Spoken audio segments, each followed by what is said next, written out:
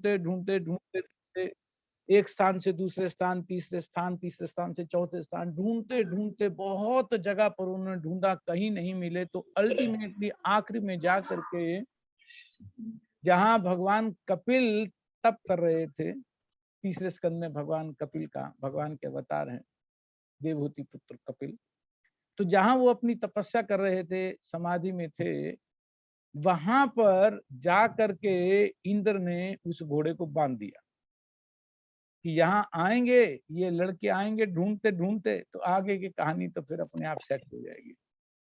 तो इंद्र ने जा करके घोड़ा चुरा करके और महाराज और भगवान कपिल के आश्रम के पास रख दिया, वहां छुपा दिया। और जब ये ढूंढते ढूंढते सगर महाराज के पुत्र वहां आए, तो वहां घोड़े को देखा और ये भी देखा कि ये जो साधु से कोई बैठे हैं, ये तो आंखें मूंद के बैठे, अपनी नेत्र मूंद के बैठे हैं। तो बस उन्होंने ये सोच लिया कि ये चोर है, घोड़ा तो हमारा चुरा करके लाया है, लेकिन अब हम बहुत सारे हैं, 60,000 है, तो डर के मारे अब समाधि में आकर के बैठ गया। तो जोर जोर से कहने लगा, अरे यही है घोड़ा चोर, ये घोड़ा चोर, आंखें बंद किए बैठा है, पापी है, ढोंगी है, इसे मारो मारो। सब अपने अपने हथियार उठा करके उसको मारने दौड़े, उनको मारने दौड़े। तो भगवान तो वास्तव में कुछ जानते नहीं थे, ऐसे तो सब जानते थे, लेकिन भगवान तो अपनी समाधि में, तो भगवान ने नेत्र खोले। तो शास्त्र कहता है कि किसी महापुरुष का, किसी वैष्णव का, किसी भी तरह से, और यहाँ तो भगवान का अपराध हो गया, तो अगर महापुरुष या वैष्णव का ये अपराध हो जाए, तो वह अपराध ही जीव को खा जाता है, जीव को जला देता है। हुआ भी यही कि जो भी उस समय 60,000 थे वहां पर, महाराज सगर के जो पुत्र आए हुए थे घोड़ा लाने के लिए, वो वहीं के वहीं, जैसे भगवान कपिल ने नेत्र खोले, भगवान कपिल से नहीं जले, उनके नेत्र से नहीं जले, भगवान के नेत्र तो शीतल हैं, महाशीतल हैं। भगवान के नेत्र तो बहुत बहुत शीतल हैं। निताय पद कमल, भगवान के पांव, भगवान के चरण, भगवान का सारा शरीर कृपा और सबसे बना। लेकिन अब ये अपराध ऐसा उन्होंने कर दिया कि अपराध के कारण वो वहीं जल करके राख हो गए। तब यहाँ क्या हुआ, पीछे महाराज सगर ने देखा कि घोड़ा भी नहीं आया और ये बच्चे गए थे ढूंढने, वो भी नहीं आए। तो उनका एक पौत्र था महाराज सगर का, जिसका नाम था अंशुमान। अब अंशुमान को महाराज सगर ने, उनको घोड़ों को भी और उन बच्चों को भी ढूंढने भेजा। बच्चे क्या थे, मतलब राजकुमार थे। तो पता लगाते लगाते, इधर उधर पूछते पूछते, कहाँ कहाँ कैसे कैसे, सबको बताते हुए, 60,000 थे, बड़ी संख्या में थे, पूछते पूछते, अंदाजा करते करते करते, तो वो भी जहाँ कपिल मुनि का आश्रम था गंगा सागर के पास, वो भी वहां पहुंच गए। अब अंशुमन ने भगवान को वहां देखा, पहचाना तो नहीं कि कौन है, लेकिन बहुत सुंदर, बहुत भव्य कोई मूर्ति है, कोई बहुत बड़े वैष्णव, बहुत बड़े साधु हैं, मान करके उनको प्रणाम किया, उनकी स्तुति की, प्रार्थना की, फिर अपनी सारी कथा सुनाई कि इस तरह से मेरे यहाँ पर वो आए थे, पूर्वज आए थे, और माने चाचा थे इनफैक्ट उनके। तो भगवान ने बहुत प्रसन्नता से कहा कि ठीक है, तुम ये घोड़ा ले जाओ, घोड़ा ले जाओ और जाकर के अपना यज्ञ पूरा करो। तो फिर भी अंशुमान वहीं खड़े रहे, अंशुमान तो वहां से जा नहीं रहे थे। तो भगवान को अंदाजा हो गया कि अब ये अपने जो पितरों की उद्धार की इच्छा रखता है, कि जो यहाँ पर इस समय राख हुए पड़े हैं, ढेर हुए पड़े हैं, इनका उद्धार किसी तरह से हो जाए, तो मुझे उपाय कुछ पता चले इसका, इसलिए ये यहाँ पर खड़ा है। तो भगवान ने कह दिया कि इनका उद्धार मात्र गंगा जल से हो सकता है, किसी और स्थिति से इनका जल, किसी और तरह से इनका उद्धार नहीं हो सकता। अब वो घोड़ा तो लेकर के आ गया, यज्ञ पूरा हो गया। तो गंगा जल तो यहाँ कहाँ आए, वो तो स्वर्ग में है, गंगा जी तो स्वर्ग में थी तब, यहाँ थी नहीं पृथ्वी पे। तो यहाँ सगर महाराज ने कुछ समय बाद वानप्रस्थ ले लिया और अंशुमन जी राजा बने। अब अंशुमन के पुत्र थे दिलीप। तो दिलीप जी ने भी बड़ा प्रयास किया, बहुत तपस्या किया, गंगा माँ की बहुत प्रार्थना की, किसी तरह से आ जाएं, धरती पर आ जाएं, तो कल्याण हो जाए, इन सबका 60 के 60,000 का उद्धार हो जाए। लेकिन कुछ हुआ नहीं। तो दिलीप के बाद फिर उनके पुत्र बने भगीरथ, उनके पुत्र हुए भगीरथ। तो जब भगीरथ पुत्र हुए, उन्होंने बहुत तपस्या की, भगीरथ जी ने बहुत तपस्या की, बहुत तपस्या की। तपस्या से प्रसन्न होकर के माँ गंगा प्रकट हो गई। माँ गंगा प्रकट हो गई का मतलब है कि जो गंगा की अधिष्ठात्री देवी हैं, हर एक प्लैनेट की, हर एक मुख्य नदी की एक अधिष्ठात्री देवी होती है, एक प्रोसाइडिंग डीटी होती है। जैसे हम जानते हैं गंगा पुत्र भीष्म, कौन प्रोसाइडिंग डीटी के पुत्र हैं? भीष्म जी, गंगा जी उस प्रोसाइडिंग डीटी के पुत्र हैं, जो गंगा के रूप में बहती भी है और स्त्री के रूप में भी।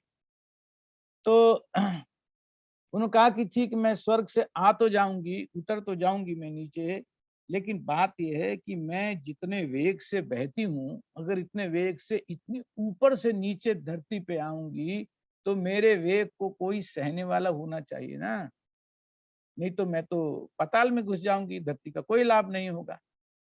एक तो ये प्रॉब्लम है कि मेरे वेग को कौन सहन करेगा, और दूसरा ये कि मैं यहाँ आ जाऊंगी तो पृथ्वी पर तो ज्यादातर पापी लोग ही होते हैं, तो आएंगे, खूब स्नान करेंगे, वो मेरी महत्ता को जानते हैं, तो मेरे में जो इतने इतने पाप एक्यूमुलेट हो जाएंगे, तो उस पाप का भी कुछ निराकरण होना चाहिए, कुछ साफ हो, कोई किसी तरह से कम हो, हटे। ये दूसरी मेरी प्रॉब्लम है। तो एक प्रॉब्लम का सोल्यूशन तो भगीरथ जी ने वहीं दे दिया कि देखो, ऐसा नहीं है कि यहाँ पापी हैं सारे, यहाँ भगवान के भक्त भी रहते हैं। युधिष्ठिर महाराज जब विदुर जी से मिलते हैं, भागवत के प्रथम स्कंद के 10वें अध्याय में ये चर्चा आती है, तो वो विदुर जी को, जब विदुर जी तीर्थ करके सब जगह से आते हैं, तो वो उनको जब मिलते हैं युधिष्ठिर महाराज, तो उनको प्रणाम करते हुए बोलते हैं कि आपके जैसे जो भगवान के भक्त हैं, तीर्थी कुर्वंती तीर्थानी, वो तो तीर्थों को भी पवित्र कर देते हैं। तीर्थ का मतलब होता है पवित्र करना, तो वो तो तीर्थों को भी पवित्र कर देते हैं। क्यों वो तीर्थों को पवित्र करते हैं? क्योंकि आपके हृदय में भगवान कृष्ण 24 घंटे सदा निरंतर वास करते हैं। भगवद विदा भागवता तीर्थ भूता स्वयं भू, कि आप तो स्वयं तीर्थ हैं, तीर्थी कुर्वंती तीर्थानी, आप तो तीर्थों को भी शुद्ध कर देते हैं, क्योंकि अपने हृदय में भगवान को लेकर के सदा चलते हैं। तो जहां भगवान जाएंगे वो स्थान अपने आप तीर्थ हो जाता है, तो इसलिए तीर्थ भी पवित्र हो जाते हैं जब भगवान के शुद्ध भक्त तीर्थ में जाते हैं।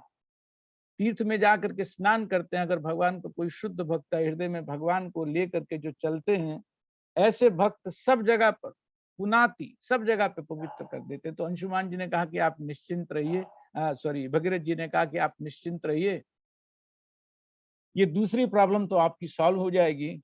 पहली के लिए भी उनको फिर ध्यान आया आशुतोष जी का, भगवान शिव का, कि भगवान शिव बहुत बड़े प्रतापी हैं। एक बार समुद्र मंथन हुआ था तो विष निकला था, बहुत संख्या, बहुत क्वांटिटी में विष निकला था, बहुत बड़े प्रमाण में विष निकला था। तो जब तक कोई विष पी नहीं रहा था, तब तक आगे का मंथन हो नहीं सकता था, अमृत नहीं निकलता, या बाकी सब चीजें नहीं निकलती जो अमृत समुद्र मंथन से निकलनी थी, और विष पीने की शक्ति किसी में थी नहीं। तो वहां भी भगवान आशुतोष को, भगवान शिव को प्रार्थना की, तो भगवान ने जन कल्याण के लिए वो सारा का सारा विष पी लिया। नीलकंठ हो गए, उनका कंठ नीला हो गया, नीलकंठ हो गए। लेकिन ये नीलकंठ भगवान शिव की शोभा है, ये प्रमाण है इस बात का कि किस तरह से भगवान शिव जन कल्याण के लिए, जीवात्माओं के कल्याण के लिए कितने बड़े से बड़ा भी दुख सहन करने के लिए तैयार रहे थे। तो वैष्णव नाम यथा शंभु, वैष्णव में सबसे बड़े हैं। तो वैष्णव का तो ये वास्तव में पहचान होती है कि वो बहुत कंपैशनेट होते हैं, बहुत करुणावान होते हैं। तो जो बहुत करुणावान है उन्हीं का ध्यान आया इधर। तो ध्यान आया तो भगीरथ जी ने कहा कि ठीक है, तो उन्होंने प्रार्थना की, भगवान शिव को प्रसन्न करने के लिए स्तुति की, उनका बहुत मन से आह्वान किया, तो भगवान शिव जी प्रसन्न हो गए और वो वेग धारण करने को तैयार हो गए कि ठीक है, गंगा गंगा जी जब स्वर्ग से नीचे गिरेंगी तो मैं अपनी जटाओं में उस वेग को धारण कर लूंगा। हमारे आचार्य कहते हैं कि एक कारण और भी था कि भगवान शिव इतनी जल्दी क्यों प्रसन्न हुए, क्योंकि भगवान शिव जानते थे कि वास्तव में ये जो गंगा जी हैं, ये भगवान विष्णु के चरण धोवन हैं, कि भगवान विष्णु के चरणों से निकला हुआ जल है। वामन भगवान, ये कथा वामन भगवान से भी लिंक है, क्योंकि वामन भगवान ने जब अपना पांव बढ़ाया था बलि महाराज के यज्ञ स्थल पर, 3 कदम लेने के लिए, धरती 3 पग लेने के लिए जब दूसरा पग बढ़ाया था, तो दूसरे पग में सारा का सारा ब्रह्मांड जो ऊपर का हिस्सा था, वो सारा का सारा उन्होंने अपने चरण बढ़ा करके और घेर लिया। और वो भगवान का जो चरण बढ़ा हुआ था, अंगूठे का एक हिस्सा जो टिप है, वो इस ब्रह्मांड के आउटर कवरिंग को भेद गया।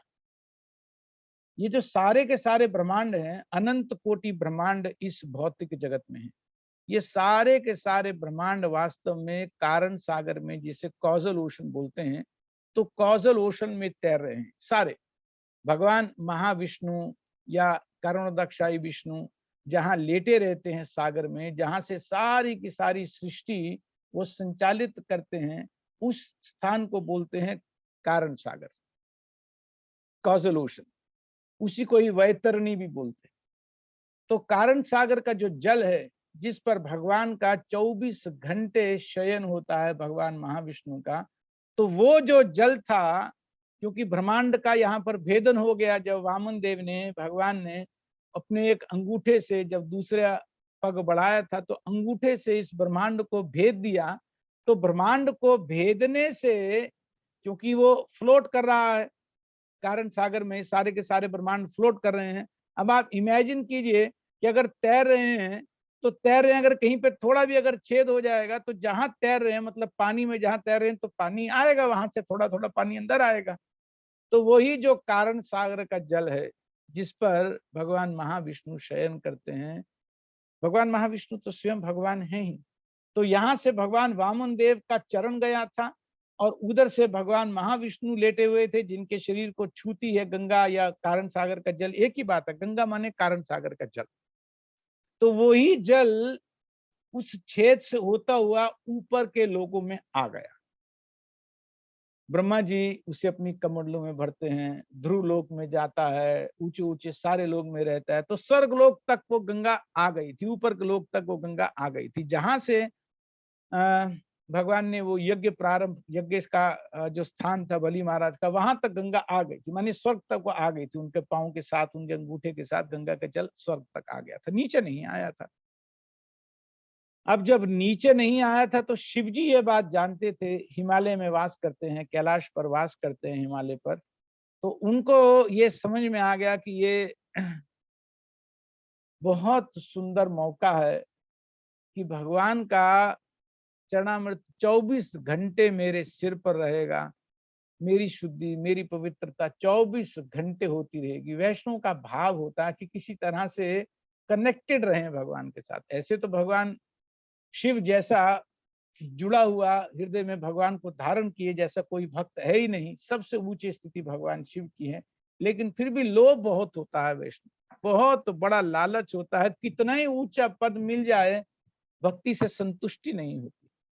भगवान शिव को भी संतुष्टि नहीं है भक्ति करके। भक्ति का ऐसा, भक्ति रस का ऐसा अमृत का सिंधु है कि जो बढ़ता ही जाता है, बढ़ता ही जाता है, आनंद का सागर रुकता नहीं। जितना बढ़ता जाए उतना और बढ़ने का मन करता है, और भक्ति में और आगे जाने का मन करता है। तो भगवान शिव के लालच से वास्तव में भक्तों को सीखना भी चाहिए कि जो वैष्णव नाम सबसे ऊपर है, जो वैष्णव में, उनमें कितनी लालच है कि भगवान का चरण धोवन मेरे सिर पे आएगा तो 24 घंटे में पवित्र होता रहूंगा। तो उन्होंने तुरंत स्वीकार कर लिया। तो जब स्वीकार कर लिया, तो माँ गंगा को बता दिया कि अब आप आइए। प्रार्थना की तो माँ गंगा आने को तैयार हो गई। तो जब माँ गंगा आने को तैयार हो गई, नीचे आई कैलाश पर, भगवान की जटाओं में आती हुई भगवान ने प्रणाम किया, स्वीकार किया, अपने सिर पर धारण किया, कृपा मान करके धारण किया।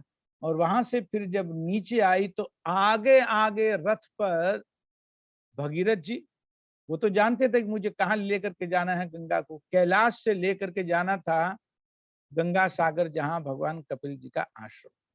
तो आगे आगे बहुत तेजी से रथ पर जा रहे थे भगीरथ जी, और पीछे पीछे, क्योंकि इसीलिए आई थी गंगा जी की उन 60,000 पुत्रों का, जो सगर महाराज के पुत्र थे उनका उद्धार करना है। भगवान कपिल ने कहा था कि मात्र गंगा से उद्धार हो सकता है।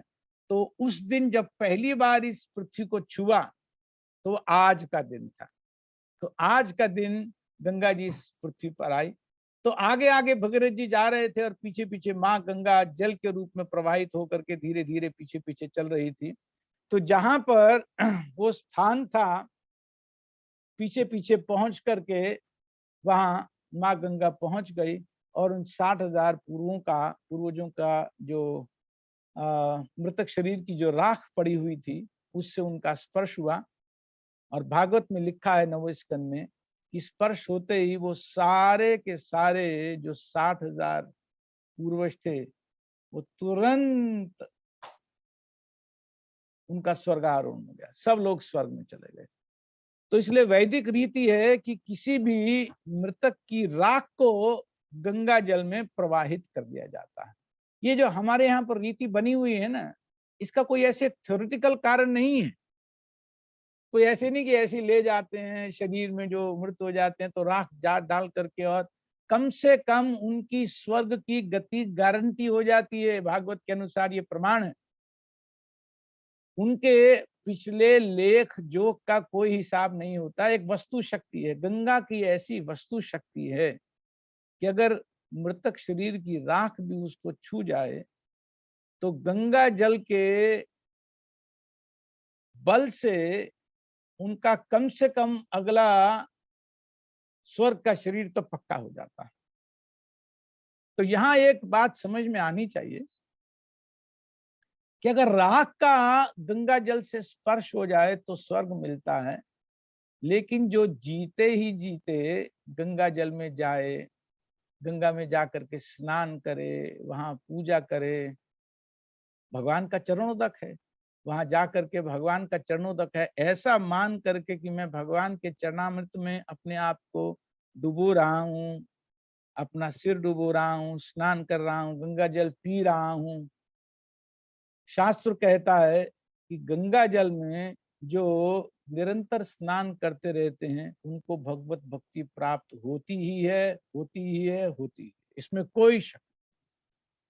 तो आज के दिन माँ गंगा का आविर्भाव हुआ, बहुत पुण्यशान, बहुत पुण्यशाली, बहुत पुण्यवान दिन है। कई बार भक्त लोग पूछा करते हैं कि आज के दिन क्या करना चाहिए। आज के दिन अधिक से अधिक भक्ति करनी चाहिए, और अगर संभव हो सके तो माँ गंगा को बधाई देने के लिए, उनका धन्यवाद देने के लिए कि आप कृपा करके इस धराधाम पर आज के दिन आई हैं, अपीयरेंस डे है। अगर किसी के जन्मदिन पर जा करके और उनको नमस्कार किया जाए, प्रणाम किया जाए, तो वो जो देने का बल रखते हैं वो सब देते हैं। आज के दिन वैष्णव बहुत, अपने आविर्भाव वाले दिन वैष्णव बहुत कृपालु होते हैं। तो गंगा माँ से मांगा जा सकता है, जा करके उनमें स्नान करके उनके चरणों में प्रार्थना करके कि आप जिनके चरण का धोवन है, उनकी भक्ति हमारे हृदय में अविरल बहती रहे, उनका स्नेह, उनका प्रेम हमारे हृदय में अविरल बहता रहे, प्रार्थना कर सकते हैं। आज के दिन में परशुराम जयंती भी है। भगवान परशुराम जी का भी आज ही के दिन आविर्भाव हुआ है। बहुत सुंदर कथा है। जमदग्नि ऋषि और रेणुका जी के पुत्र हैं भगवान। थे तो ऋषि पुत्र, ब्राह्मण थे, लेकिन हो गए थे क्षत्रिय। इसके पीछे एक बहुत बड़ी गाथा है। वो गाथा मैं अभी बता देता हूँ। श्रीमद् भागवत के 9वें स्कंद में इसके बारे में चर्चा है कि एक राजा हुए, राजा गाधी। राजा गाधी, तो राजा गाधी हुए, राजा गाधी की पुत्री थी सत्यवती। सत्यवती उनकी पुत्री का नाम था। तो एक बार उस कन्या से, सत्यवती से विवाह करने के लिए एक बहुत महान ब्रह्म ऋषि थे, उनके मन में इच्छा हुई कि मैं सत्यवती से विवाह कर लूं। उनका नाम था ऋचिक। ऋषि ऋचिक, बहुत सिद्ध पुरुष थे। तो उन्होंने आकर के पिता से, राजा गादी से विनती की कि बेटी का हाथ मेरे हाथ में आप दे दीजिए। अब ये ब्राह्मण थे और वो क्षत्रिय थे, तो क्षत्रिय का विवाह तो ब्राह्मण से हो सकता है। कोई क्षत्रिय कन्या है तो या तो उसका विवाह क्षत्रिय से हो सकता है या ब्राह्मण से हो सकता है। तो ब्राह्मण में अगर ब्राह्मण कोई मांग रहा है तो क्षत्रिय मना नहीं करते हैं, और वैसे भी तपस्वी होते हैं, मना करने का कोई कारण नहीं है। लेकिन यहाँ राजा गादी ने सोचा ये जो भिखमंगा सा साधु है ये मेरी बेटी के लिए राजकुमारी है, उपयुक्त नहीं है, तो मेरी बेटी शायद इसके पास सुखी नहीं रहेगी। लेकिन अब सीधे सीधे मना करने की भी शक्ति नहीं थी। अब ब्राह्मण ऋषि है, कोई ब्रह्म ऋषि है, उसको मना भी कैसे करें, उसका कोई शाप वाप, कोई डर भी रहता है मन में, तो सीधे मना नहीं कर सकते थे। लेकिन इच्छा नहीं थी कि बेटी शायद यहाँ सुखी नहीं रहेगी, ये कुछ करते धरते है नहीं, करेंगे पालन कैसे करेंगे। तो उन्होंने एक उपाय सोचा। उन्होंने कहा कि भाई बात यह है ऋषिदेव, हमारे यहाँ पर एक परंपरा, एक रीति। क्या रीति है? बोले रीति यह है कि जो लड़का आकर के हमारे परिवार की राजकुमारी को, लड़की को, उसका हाथ पकड़ना चाहता है, उसके साथ विवाह करना चाहता है, तो उसे लड़की के पिता को कुछ दहेज देना होता है। ये हमारे यहाँ रीति है कि लड़की के पिता को लड़का दहेज देता है। तो ठीक है, बताओ तुम दहेज में तुम्हें क्या चाहिए? बोले ठीक है, दहेज में तुम 1000, कम से कम 1000 घोड़े लेकर के आ जाओ। हम लोग क्षत्रिय हैं, घोड़ों का बहुत हमें काम पड़ता है, तो आप कम से कम 1000 घोड़े ले आओ। लेकिन घोड़े कैसे होने चाहिए इसके बारे में मैं तुमको बता रहा हूं कि उनका सारा का सारा शरीर तो व्हाइट, उज्जवल होना चाहिए, सफेद होना चाहिए, श्वेत। तो घोड़े तो श्वेत होने चाहिए, लेकिन उनका कम से कम एक कान, चाहे तो बायां कान या तो दायां कान, वो काला होना चाहिए। तो पहले तो 1000 चाहिए घोड़े कम से कम, और सबके शरीर व्हाइट होने चाहिए, और सबका एक कान कम से कम काला होना। तो बस ये छोटा सा दहेज है, आप ले आओ, हमारी बेटी की तो आपके लिए तैयार है, वो तो खड़ी है, आप जब चाहो उसको ब्याह सकते हो, कोई दिक्कत नहीं है, कोई मुश्किल नहीं। तो जब राजा गादी ने ऋचिक ऋषि को ये कहा, अब ऐसा हो सकता है एक घोड़ा मिल जाए, दो मिल जाए, तीन मिल जाए, चार में 1000 कहां से, वो भी ऋषि कहां से लाए?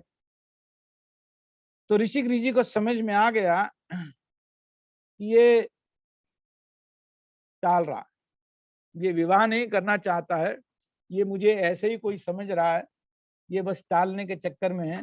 तो अब तो उसका संकल्प और भी दृढ़ हो गया। अब ऋचिक ऋषि ने कह दिया कि ये तो इसने मुझे अब बिल्कुल ऐसा मान लिया, अब तो मैं विवाह करूंगा ही करूंगा। तो जल के देवता हैं वरुण देव, उनके पास, वो जानता था शास्त्र में इस बात की चर्चा है, तो वो जानता था कि वरुण देव के पास ऐसे घोड़े। तो वरुण देव का आह्वान किया, पूजा तपस्या की, वरुण देव प्रकट हुए, सारी बात वरुण देव को बता दी। वरुण देव भी जानते थे कि ऋषि है।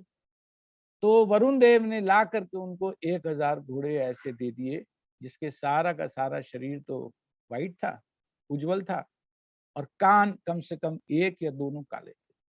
वो 1000 घोड़े लेकर के महाराज गादी के पास गए, लो जी 1000 घोड़े आपके आ गए। अब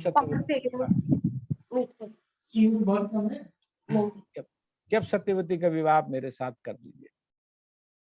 अब सत्यवती का विवाह हो गया, ऋचिक ऋषि के साथ सत्यवती का विवाह हो गया। अब क्योंकि ऋषि थे, तो वो ये चाहते थे कि मेरा जो पुत्र हो तो वो बहुत वैदिक रीति से, बहुत अच्छे से और ढंग से सब नियमों का पालन करके होना चाहिए। तो उन्होंने क्या किया, एक यज्ञ का आह्वान किया, एक यज्ञ, उन्होंने यज्ञ की वेदी तैयार की और यज्ञ के लिए एक चरु पकाया। चरु का मतलब होता है कि जब खीर पकाई जाती है यज्ञ में ही, जब मंत्रों के द्वारा खीर पकाई जाती है, यज्ञ के लिए जब मंत्रों के द्वारा खीर पकाई जाती है तो उसको चरु कहते हैं।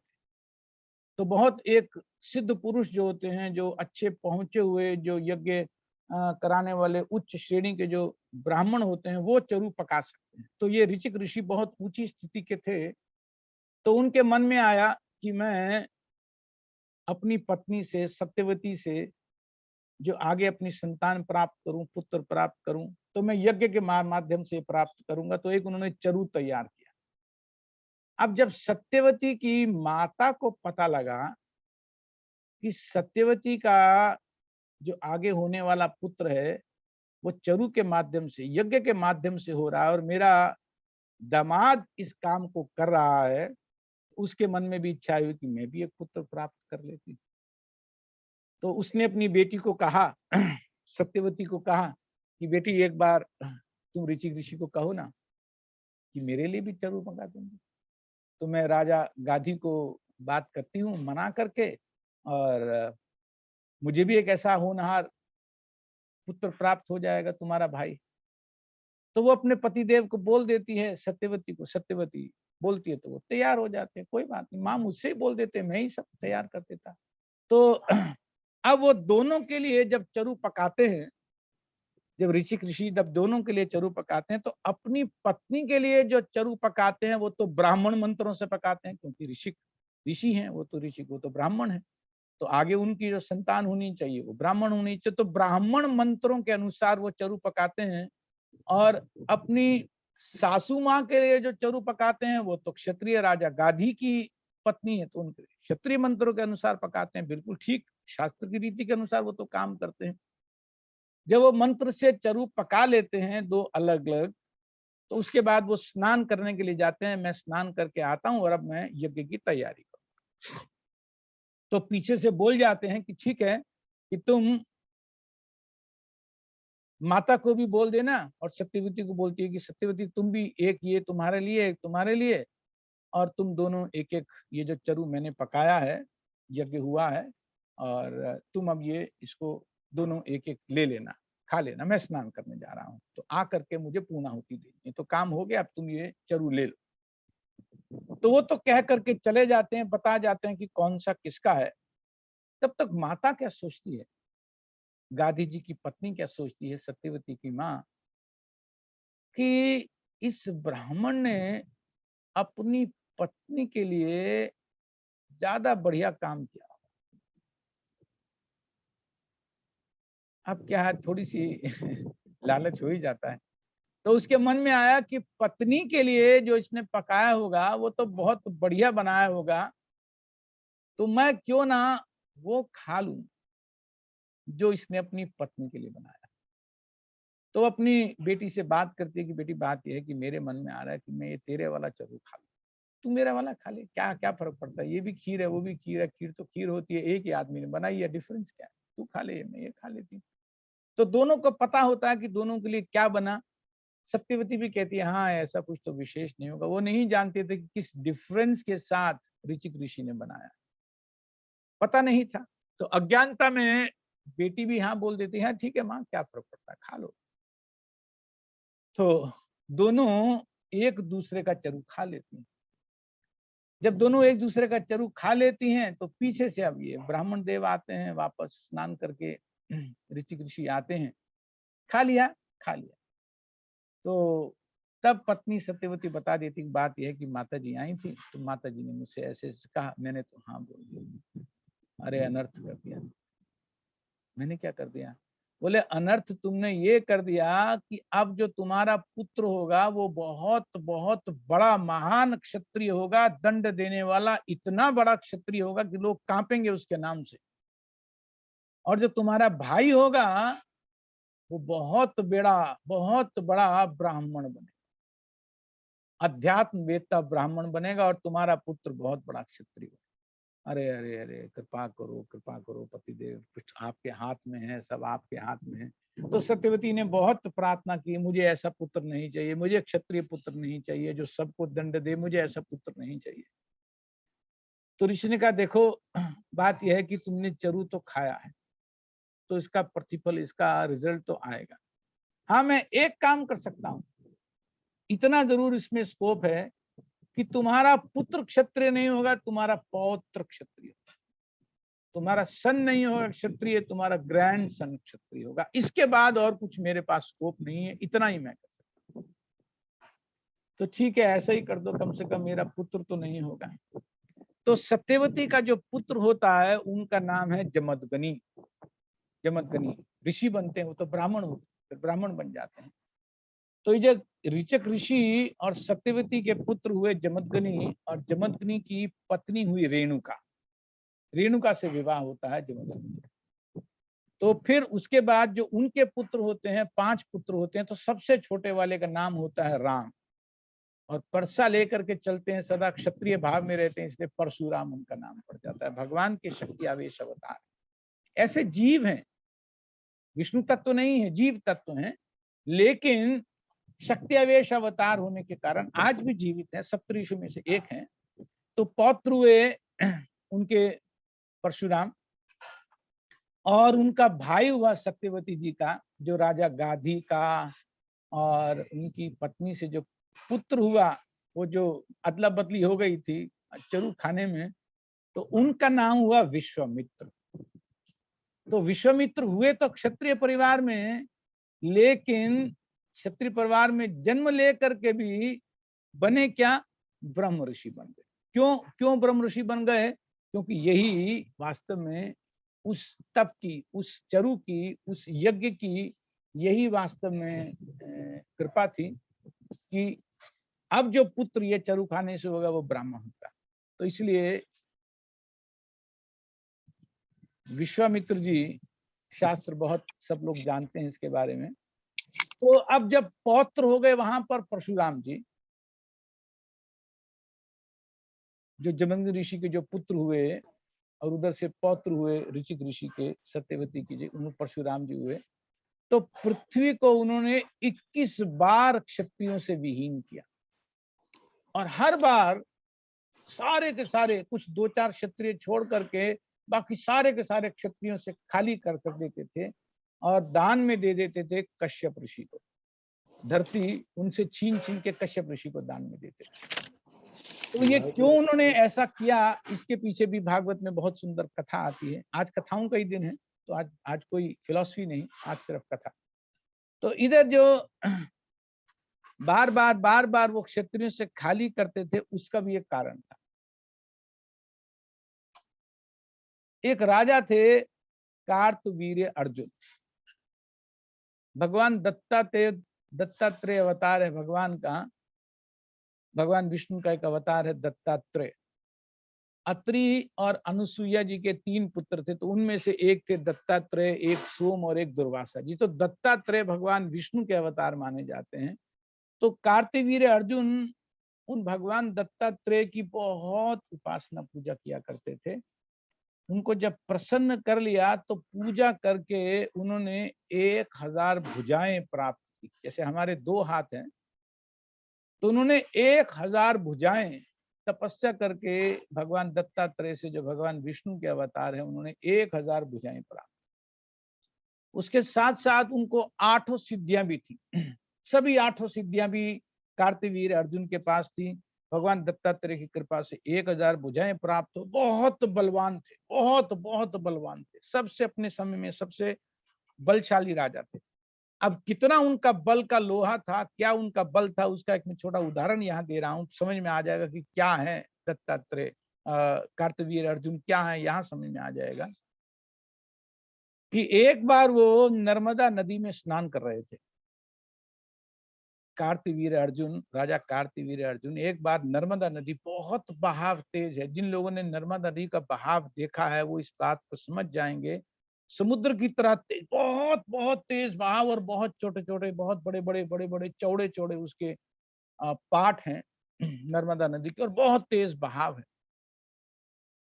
तो एक बार वो इस नदी में स्नान कर रहे थे, नर्मदा नदी में, तो अपनी 1000 भुजाओं से, लंबी लंबी चौड़ी चौड़ी भुजाएं थी उनकी, तो 1000 भुजाओं से उन्होंने नर्मदा के प्रवाह को, जैसे कोई बांध नहीं बना देते हैं, ऐसे बना के ऊंची दीवार बना देते हैं, तो बांध जैसा बना करके उसके प्रवाह को रोक दिया। तो जब प्रवाह को रोक दिया तो जो नर्मदा का जल बह करके आ रहा था उनकी तरफ वापस जाने लगा। जब बांध बांध से तो उधर पार हो नहीं सकता जल, तो पीछे ही जाएगा या रुक जाएगा, वहां पर रुक के बाद पीछे भी जाता है। तो वहीं पास में ही रावण ने, जो लंकापति रावण है, उन्होंने वहां पर एक अपना कैंप लगाया हुआ था। यहाँ आए हुए थे नर्मदा नदी के पास किसी काम से, तो वहां पर अपने एक कैंप में, एक अपने शिविर में रह रहे थे रावण। अब रावण के कैंप में वो जो रुका हुआ जल रोक दिया था, वो पीछे बह करके टर्न हो करके उसके कैंप की तरफ पानी जाने लगा, तो उसका कैंप जो था, जो शिविर था, वो पानी में डूबने लगा। अब रावण भी बहुत कम शक्ति, वो तो जबरदस्त शक्ति वाला है, वो भी भगवान शिव का बहुत बड़ा उपासक है। वो तो क्षत्रिय एकदम भाव ऐसा आ गया, और दुष्ट प्रवृत्ति है, राक्षस प्रवृत्ति है। तो उसको बहुत क्रोध आ गया, ये कौन मेरे यहाँ पर पानी इस तरह से उल्टा फेंक रहा है, कौन डाल रहा है पानी। तो आकर के देखता है कि एक व्यक्ति ने बांध बना करके इस पानी को रोक दिया हुआ। तो बहुत गुस्से में पानी में कूदता है कि इसकी तो मैं अभी हत्या करता हूं। तो जैसे ही रावण कार्तवीर्य अर्जुन का वध करने के लिए उनकी तरफ दौड़ता है, तो कार्तवीर्य अर्जुन रावण को अपनी काख में दबा लेता है। काख का मतलब ये जो हाथ के नीचे का जो स्थान है, यहाँ पर ऐसे और ऐसे घुमा देता है उसको, बस पकड़ के ही। उसके बाद ऐसे पकड़े पकड़े बाहर ले आता है, पकड़े पकड़े पूरे शहर में घुमाता है। रावण के बस में कुछ भी नहीं है, बिल्कुल निढाल पड़ा जाता है। तो वो रावण को अपने काख में बिना प्रयत्न किए दबाने वाला कार्तवीर्य अर्जुन कितना शक्तिशाली, ये तो यहीं से समझ में आ रहा है कि जिसने रावण को बिना प्रयास के ही ऐसे अपनी काख में दबा लिया। तो वो जो कार्तवीर्य अर्जुन एक बार, क्योंकि राजा था, तो एक बार शिकार करते करते अपनी सेना के कुछ लोगों के साथ, कुछ अपने सेनापतियों के साथ, कुछ विशेष लोगों के साथ शिकार करते करते करते करते करते बहुत आगे निकल गया, भूखा प्यासा, सेना के साथ है, अधिक व्यवस्था भी चाहिए, व्यवस्था नहीं थी। तो शिकार करते करते ने देखा कि सामने एक ऋषि का आश्रम, वो आश्रम था जमदग्नि ऋषि का आश्रम, जो परशुराम जी के पिता। तो जमदग्नि ऋषि का आश्रम है, बहुत लोग पहुंच जाते हैं, राजा है, बहुत सारे उनके साथ मंत्री हैं, सेनापति हैं, सेना है, बहुत बड़ी संख्या में लोग पहुंचते हैं। और जा करके राजा बोल देता है कि भाई हमें तो कुछ खाने पीने की व्यवस्था करो। सब लोग बिल्कुल भूख से बुरे हाल हैं, प्राण छूटने वाले हैं, तुरंत कुछ व्यवस्था। जमदग्नि ऋषि के पास एक गाय है जिसका नाम है कामधेनु गाय। काम माने इच्छा, जो इच्छा है उस कामधेनु गाय से पूरी हो जाए। तो निवेदन किया, जो जो चाहिए सब, बहुत जितनी मात्रा में चाहिए उतनी मात्रा में तुरंत उपस्थित हो गया। अब यहाँ राजा ने देखा, कार्तवीर्य अर्जुन ने, कि ये 2 पैसे का ऋषि है, ये कैसे सब इसने व्यवस्था कर ली इतनी सारी। ये तो हम इतना बहुत समय लगाते तो भी इतना जल्दी ये सब तैयार नहीं होता, जो इतने इतने लोगों के लिए एकदम इसने तैयार करा दिया। तो पता लगा ये तुम्हारे पास कैसे व्यवस्था हुई। बोले मेरे पास एक कामधेनु गाय है, निवेदन किया, जो कहा उसने प्रकट कर दिया। अच्छा, तुम्हारे पास कामधेनु गाय है। तो उसने सोचा कि ये कंडम ऋषि के पास गाय क्या करेगी, तो राजा के पास होनी चाहिए, हम लोगों को व्यवस्था ज्यादा करनी होती है, इसे क्या व्यवस्था करनी होती है। तो अच्छे से खा पी करके आराम करके जब जाने लगता है कार्तिक अर्जुन, तो कामधेनु का भी खोल करके साथ ले जाना। अब कामधेनु तो गाय रोती रहती है, बार बार बाएं बाएं बाएं बाएं करती है, कौन सुनने वाला है। तो वो महिष्मति, जहाँ का वो राजा था, अपने महिष्मति उसको लेकर के जाने लगता है। तो इधर अभी परशुराम जी घर पर नहीं होते हैं। उस समय जब ये घटना होती है, ये राजा पहुंचता अपने सेना के साथ, सबके साथ भूखा प्यासा, उस समय नहीं होते हैं। तो जब ये चला जाता है, जब ये चला जाता है, तो उस समय परशुराम जी को पता लगता है। तो उस समय उन्हें बड़ा क्रोध आता है। तो जब बहुत क्रोध आता, भी महिष्मति में वो प्रवेश नहीं किया होता है, पहुंचा नहीं होता है, तो पीछे उनके जल्दी से पहुंच करके और अकेले भगवान परशुराम उन सबको ललकारते हैं, उनकी सारी की सारी सेना का वध करते हैं।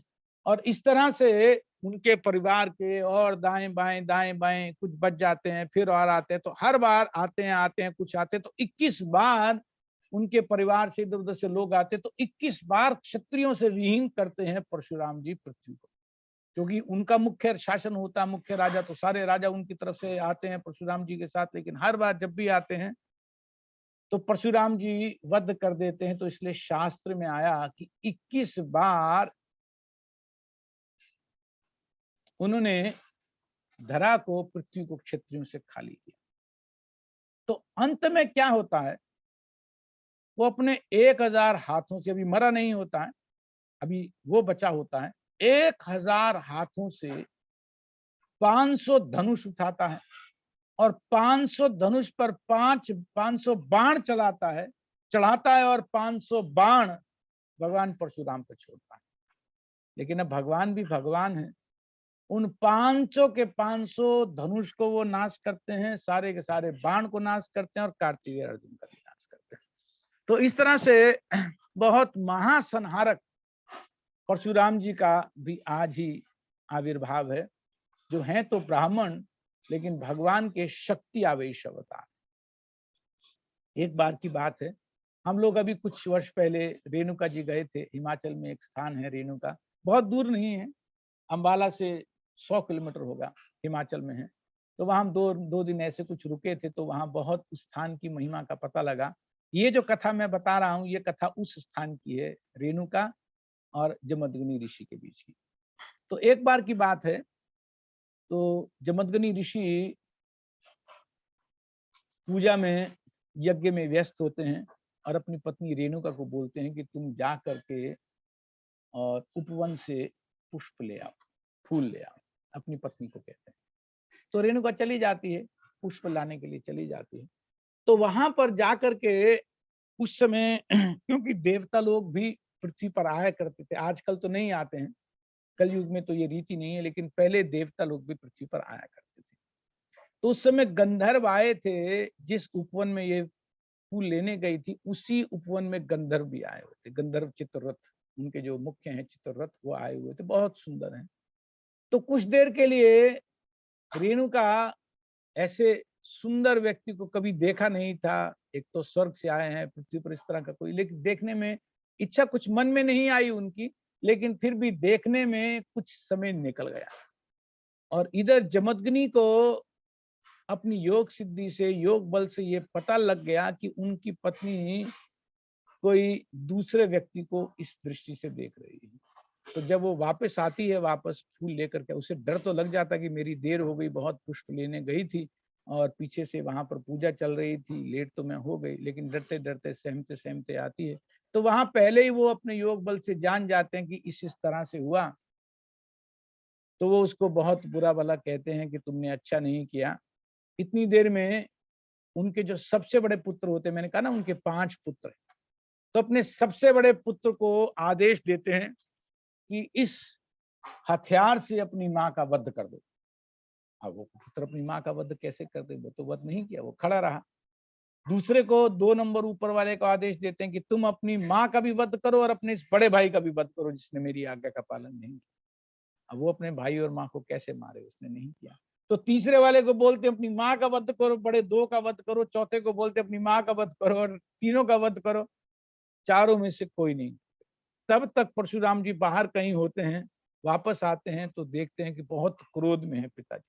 जमदग्नि ऋषि बहुत क्रोध में, ऐसे तो बहुत सिद्ध महापुरुष थे, लेकिन आज क्रोध में थे। तो जैसे ही परशुराम जी आते हैं, आते ही तुरंत बोलते हैं, राम तुरंत इस उल्टा का वध करो और इन चारों का वध करो। परशुराम जी तुरंत अपना पर्चा निकालते हैं और बिना सोचे माँ को भी मार देते हैं, भाइयों को मार देते हैं, चारों को मार देते हैं। ये तो बहुत प्रसन्न हो जाते हैं।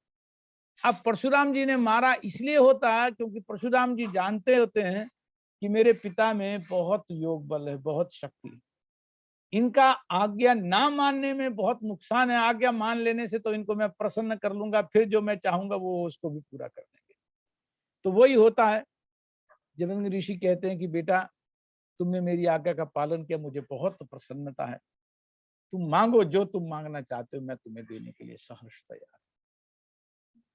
तो कहते हैं पिताजी मुझे कुछ नहीं चाहिए, मुझे बस ये आप वर दे दीजिए कि मेरी माँ और मेरे भाई ऐसे के ऐसे जैसे थे बिल्कुल ऐसे के ऐसे जीवित हो जाएं, और उन्हें इस बात का कभी स्मरण भी ना हो, कभी भूले से भी याद भी ना आए, पता भी ना हो कि मैंने उनका वध किया। ये क्या बात है बेटा, अभी मैं कर देता हूं। तो कृपा से, पिता की कृपा से वो तुरंत कुछ मंत्र पढ़ते हैं जमदग्नि जी, और तुरंत चारों भाई भी जीवित हो जाते हैं, माता भी जीवित हो जाती है। एक इतना कहीं पर लेश निशान भी नहीं रहता है। जैसे आजकल कुछ सर्जरी करते हैं, कुछ सर्जरी करते हैं तो चाहे वो लेजर से भी करते हैं तो थोड़ा बहुत निशान तो आता है, लेकिन योग शक्ति से जब वो पांचों को जोड़ते हैं, चारों भाइयों को और माँ को, तो उस समय किसी में भी बिल्कुल थोड़ा सा भी कहीं पता नहीं चलता कि इन्होंने इन काटे हुए को जोड़ा है, और बिल्कुल मन में स्मरण भी नहीं होता है। सब बहुत अच्छे से परशुराम जी से मिलते हैं, सब प्रेम से सब बात करते हैं, तो बहुत तसल्ली हो जाती है। तो उसके बाद थोड़े समय के बाद फिर परशुराम जी महेंद्र पर्वत पर वास करने के लिए आज भी वहीं वास करते हैं। तो बहुत बहुत आज का पुण्यशाली दिन है कि आज भगवान परशुराम जी का भी आविर्भाव है। तो भगवान का भी आविर्भाव है, गंगा माई का भी आविर्भाव है। एक भक्त से संबंधित और कथा है, मैं 10-5 मिनट में जल्दी जल्दी कह देता हूँ वो भी। ऐसे तो और भी बहुत उत्सव हैं, आज बहुत कथाएं और हो सकती हैं, लेकिन बस 2-3 और करके, 1-2 और करके मैं इसको विश्राम देता हूँ। प्रभु जी एक छोटा सा बस कुछ पूछना था, थोड़ा सा नाम का कंफ्यूजन था। हाँ जी अब बताइए। परशुराम जी ऋचिक ऋषि के पुत्र थे कि जमदग्नि ऋषि के पुत्र थे? ऋचिक ऋषि के पौते थे, पोत्र। ऋचिक ऋषि के पुत्र हैं जमदग्नि ऋषि, और जमदग्नि ऋषि के पुत्र हैं परशुराम जी। Okay okay. और कार्तिकेय अर्जुन दत्तात्रेय में क्या वो था, वो भी थोड़ा सा छूट गया। दत्तात्रेय और दत्तात्रेय भगवान विष्णु के अवतार हैं। अत्रि और अनुसुईया जी के 3 पुत्र हैं, उनमें दत्तात्रेय एक अवतार उनके हुए भगवान शिव से, एक उनके हुए भगवान शिव से, एक उनके हुए भगवान विष्णु से। ये भी एक कथा है, आज उसको नहीं मैं कह रहा हूँ। तो उनमें जो भगवान विष्णु से अवतार हुए उनका नाम है दत्तात्रेय। तो कार्तिकेय अर्जुन अलग हैं। कार्तिकेय अर्जुन ने उनकी बहुत पूजा की, भगवान विष्णु के अवतार है ना, तो भगवान की बहुत पूजा की। तो पूजा करने पर उनसे जब उन्होंने कहा कि ठीक है मैं प्रसन्न हूं, तुम कुछ मांगो, तो उन्होंने मांगा कि मुझे 1000 भुजाएं मिल जाएं। कार्तिकेय अर्जुन से उन्होंने दत्तात्रेय भगवान से मांगा। जी जी जी, ठीक है समझ गए। थैंक यू प्रभु जी। और किसी का कोई संशय इन 2 कथाओं में है तो पूछ सकते हैं। प्रभु जी एक बड़ा तुच्छ सा क्वेश्चन है। हाँ जी माता जी। आपने कहा कि परशुराम जी ने क्षत्रियों का सफाया कर दिया, बिल्कुल 3। तो इससे पाप के भागीदार नहीं हुए क्या परशुराम जी? हाँ, थे तो वो भगवान के अवतार पर। ये भी बहुत अच्छी बात है माता जी, आपने पूछ ली लगे हाथ। जब पहली बार उन्होंने वध किया तो पिता ने क्या कहा, जमदग्नि ऋषि ने कहा कि बेटा तुमने बहुत बड़ा पाप किया है, तुम्हें तुरंत तीर्थ करना चाहिए, तुम्हें तुरंत इसका अटोनमेंट करना चाहिए।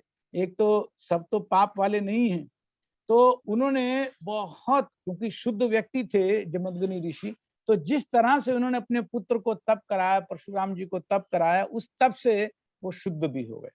और इसमें जो लीला में सबसे बड़ी मुख्य बात क्या है, ये लीला में और भी कुछ दिखाने सीखने के लिए होता है कि भगवान जब कोई भी रूप में अवतार में आते हैं, जैसे ये शक्ति आवेश अवतार में शक्ति का पूर्ण संचारक जीव है परशुराम जी, विष्णु अंश नहीं है, वो जीव अंश है।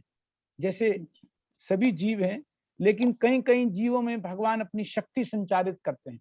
तो ऐसे जीव जिनमें भगवान शक्ति संचारित करें वो भी अवतार माने जाते हैं भगवान। वो भगवान विष्णु तत्व नहीं है, लेकिन फिर भी वो भगवान के अवतार माने जाते हैं। जैसे और भी मान लीजिए आप शास्त्र में अगर उदाहरण देखें तो सनक सनातन भी भगवान के अवतार माने जाते हैं, भगवान के ज्ञान के अवतार माने जाते हैं। नारद जी भगवान की भक्ति के अवतार माने जाते हैं। ये सब जीव हैं। उसी तरह व्यासदेव हैं, व्यासदेव भी जीव हैं, वो भी भगवान के विष्णु तत्व नहीं है। व्यासदेव जी जिन्होंने सारे ग्रंथ लिखे हैं, वेद लिखे, पुराण लिखे, उपनिषद सब, वो भी जीव हैं। He is literary incarnation.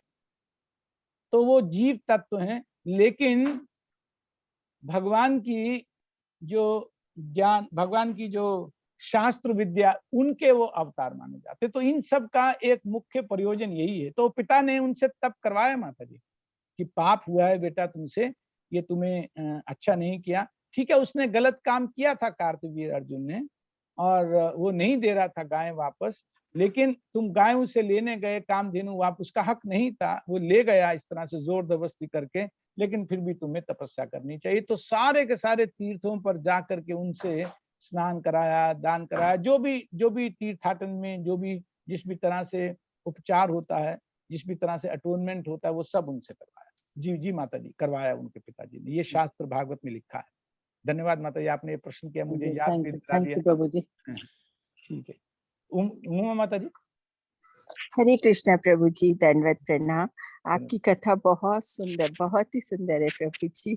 हम लोग को छोड़ने को मन ही नहीं होता है प्रभु जी। मेरे को एक संशय जैसे ये रहता है, जैसे आज आपने भी बोला कि जो भगवान शिव हैं वो बहुत बड़े वैष्णव हैं, सर्वोत्तम वैष्णव भगवान शिव हैं।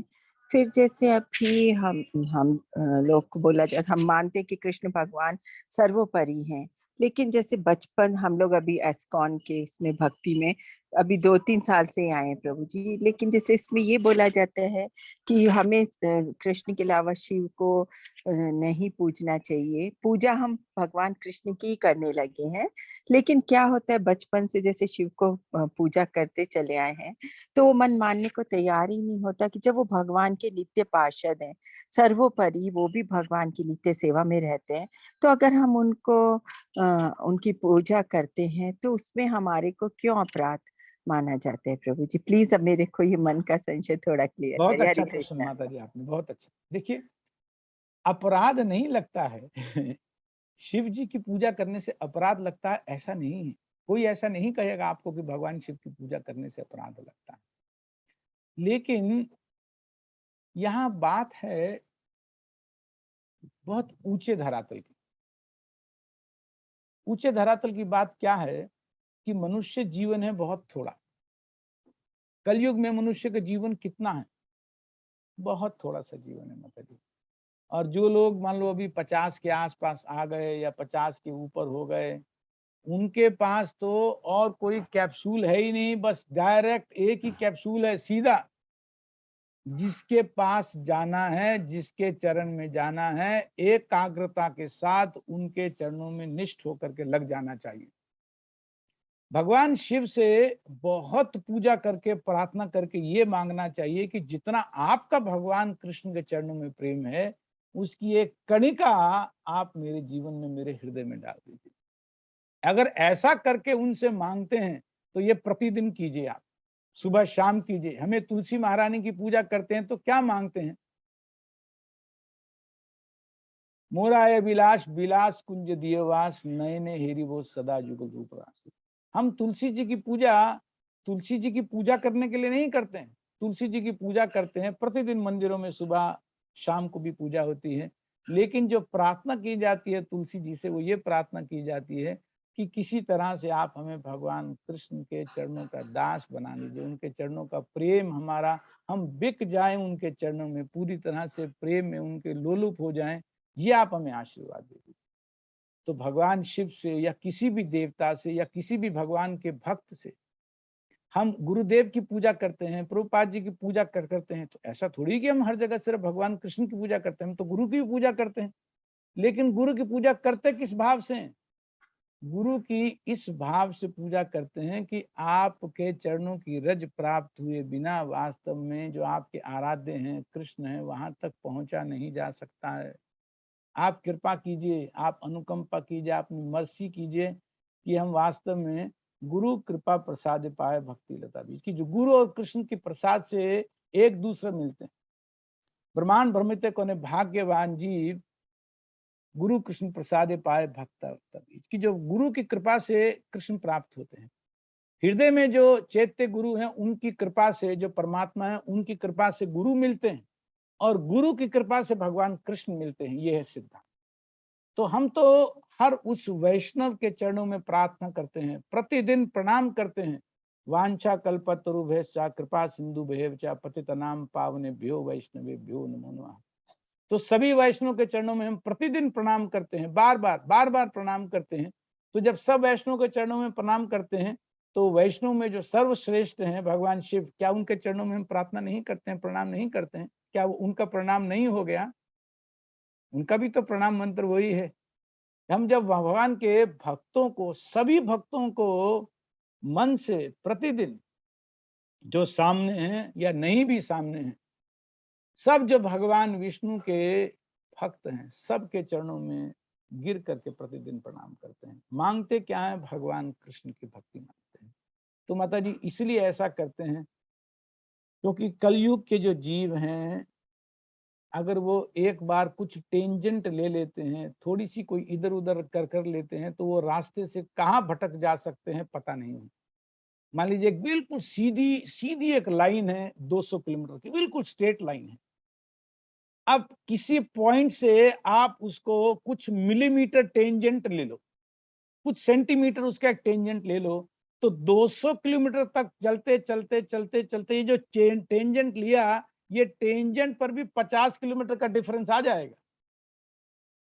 तो हमें जब बहुत कम समय है भगवान कृष्ण के चरणों में प्रेम प्राप्त करना है, तो इसलिए हमारे आचार्य कहते हैं कि जब रास्ता पता लग गया कि वास्तव में वृक्ष के मूल में जल देने से वृक्ष की सारी शाखाएं, सारी टहनियां, सारे पत्ते, सारे फल, सारे फूल स्वतः हरे भरे हो जाते हैं। ये तो सिद्धांत है ना। अगर पेट में भोजन डालते हैं तो सारे शरीर में स्वतः ही अपने आप एनर्जी हो जाती है। अब मान लीजिए कोई एक शाखा वो शिव जी के तुल्य है और हमने मूल में पानी दे दिया, तो क्या शिव जी प्रसन्न नहीं हो गए? क्या शिव जी को पोषण नहीं मिला हमारे जल डालने से? मिला, क्योंकि सब तो भगवान कृष्ण पर ही आश्रित हैं। तो आप ऐसा मत मानिए कि आप भगवान शिव की पूजा नहीं कर रही हैं। आप ऐसा मत मानिए कि आप किसी टहनी की पूजा नहीं कर रही है, टहनी को आप जल नहीं दे रही हैं, पत्ते को जल नहीं दे रही हैं, फूल को जल नहीं दे रही हैं, सबको दे रही हैं। कोई ऐसा पेड़ का पत्ता नहीं है जिसको आपने जल नहीं दिया, कोई ऐसा फल नहीं है जिसको आपने जल नहीं दिया, कोई ऐसी टहनी नहीं है, कोई ऐसी शाखा नहीं है, कोई ऐसे कुछ ऐसा स्थान नहीं है, कुछ ऐसी चीज नहीं है वृक्ष की जिसको आपने जल नहीं दिया। यदि आपने मूल को सींच दिया है तो आप तो मूल को सींच रहे हैं, तो आप ऐसा क्यों मानते हैं कि आपने भगवान शिव की पूजा नहीं की? क्यों नहीं की? आपने वास्तव में पूजा की है। आपने हर जगह पानी पहुंचाया है कि नहीं? ठीक है उमा जी। हाँ जी प्रभु जी, बहुत ही सुंदर आंसर है प्रभु जी ने। तो मेरे मन में बहुत ही द्वंद चलता रहता था। आज आप आपने पूजा इसको, करते हैं माता जी? आप सभी देवताओं की पूजा करती हैं? माता जी, ओ हाँ प्रभु जी, आप सभी वैष्णव की पूजा करती हैं। आप बिल्कुल निश्चिंत रहें, सब आपसे प्रसन्न हैं, सबका पोषण हो रहा है क्योंकि आप जल में पानी दे रहे हैं। मीनू माता जी। हाँ जी प्रभु। मीनू जी आप कुछ पूछना चाह रहे हैं? हरे कृष्ण प्रभु जी, धन्यवाद प्रणाम। धन्यवाद। प्रभु जी बहुत ही सुंदर कथा है, अकेले खत्म ही नहीं हुआ, आप बोलते जाए हम सुनते जाए। प्रभु जी मेरा छोटा सा क्वेश्चन है, जैसे आपने बताया आज भी भगवान परशुराम वहाँ पे महेंद्र पर्वत पे तपस्या कर रहे हैं। ये महेंद्र पर्वत है कहाँ पे? हाँ माता जी, महेंद्र पर्वत कहीं पर, मैं तो ऐसा सोचता हूँ कि साउथ इंडिया में, मैं एग्जैक्टली आपको देख करके बताऊंगा। महेंद्र पर्वत कहीं बोलते हैं कि साउथ इंडिया में, मैं कभी देखा नहीं, कभी गया नहीं माता जी। मतलब एक्चुअली ये जैसे, हाँ बताइए बताइए। जैसे प्रभु जी वो उसको बोलते हैं ना, जो स्वर्ण पर्वत है जिसके चारों तरफ ये सागर मंथन हुआ था, तो वो हमको नहीं नहीं दिखता है। वो तो माता ये जी भी नहीं दिखता है ऐसे? मेरू वो मेरू मेरू मेरू मेरू है। वो इससे समझ, मेरू अलग है, महेंद्र अलग है। तो मेरू पर्वत जैसे वो भी नहीं दिखता है, तो ये भी महेंद्र पर्वत भी नहीं दिखता है तो? नहीं, आपको मैं विशिष्ट जानकारी इसके बारे में पता करके दे दूंगा। कभी जानने की इच्छा नहीं हुई, सिर्फ पता नहीं क्या, मैं आपके बारे में पता करके okay okay okay, thank you प्रभु जी। हरे कृष्ण, धन्यवाद प्रणाम। आनंद माता जी।